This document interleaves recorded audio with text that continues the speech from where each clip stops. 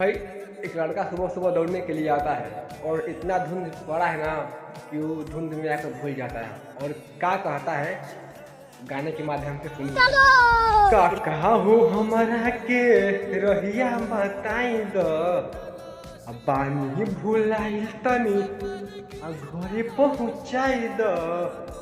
ना जाने गौआ के नाम हो एगो काली माई बानी हमारा गाँव हो एगो काली माई बानी हमारा गाँव आइल रहनी सबके संगे दौड़े खातिर सुबह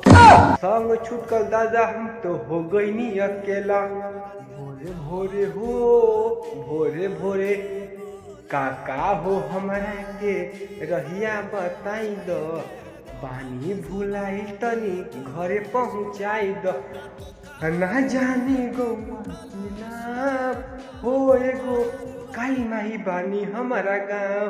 हो एगो काली माई बानी हमारा गाँव।